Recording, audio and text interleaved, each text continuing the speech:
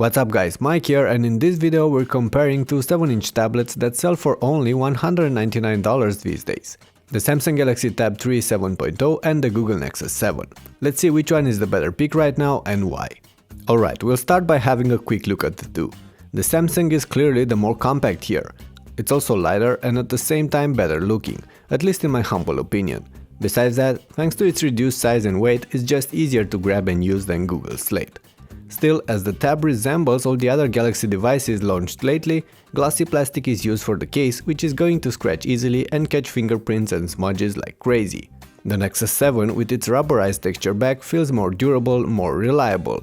Still, if I have to pick one of these based on design alone, I'd for sure go for the Samsung Galaxy Tab, and get a protection cover for it as well, just to keep it safe.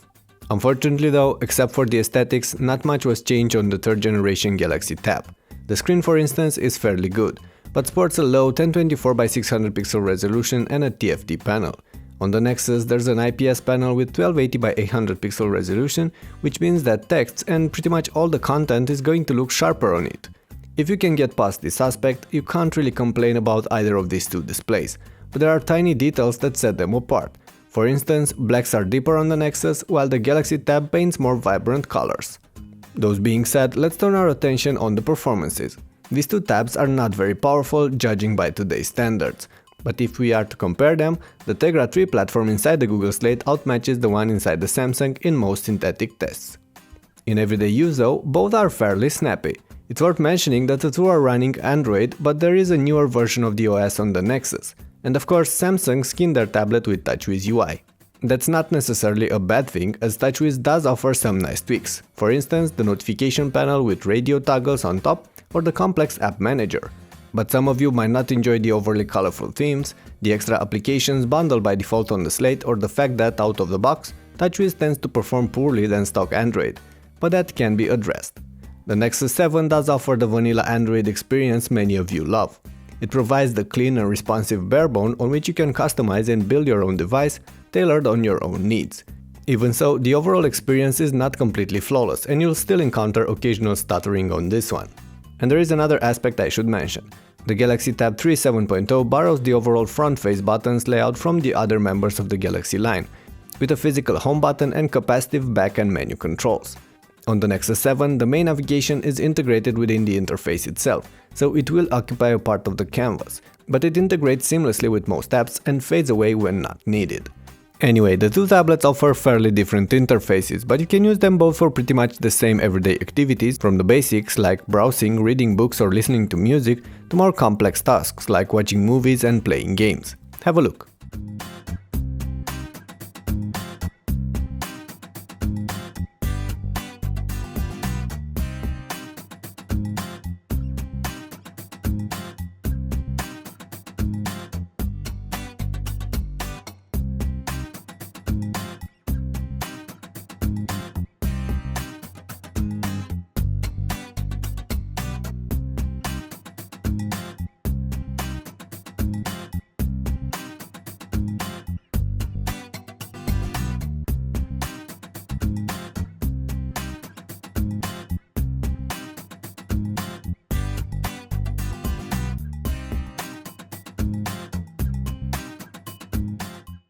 It's worth mentioning, however, that out of the box the Galaxy will be able to recognize and play more types of video content.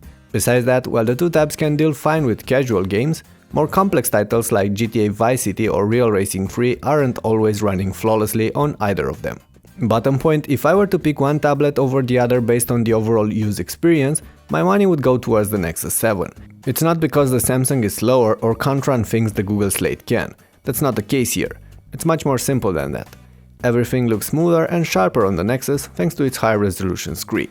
Those being said, there are some other more or less important details we should talk about. For instance, the Google Slate offers NFC.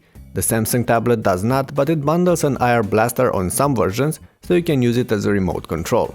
On the other hand, both offer reliable wireless connections, Bluetooth and cellular modems as extra options. Still, only the Samsung tablet supports voice services.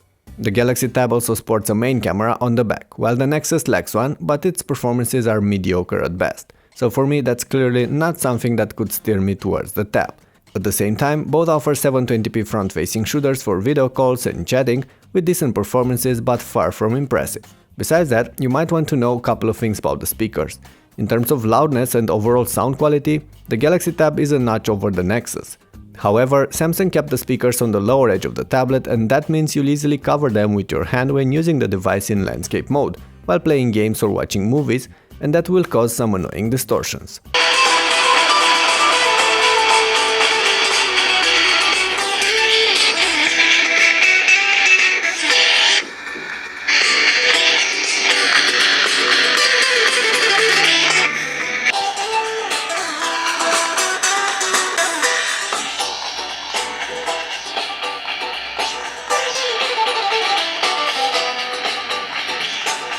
And there's also the overall battery life.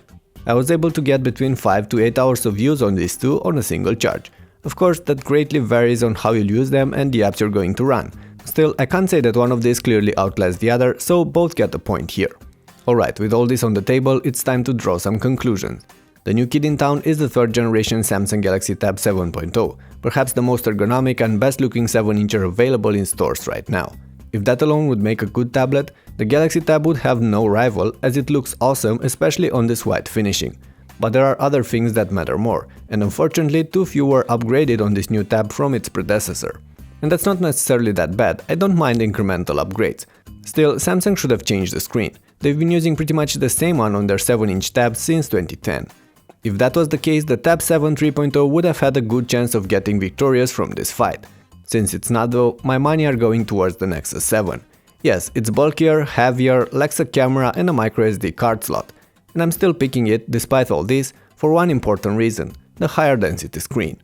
And don't forget there's a 2nd generation Nexus 7 tablet coming in just a few days, but more about it in some other clips.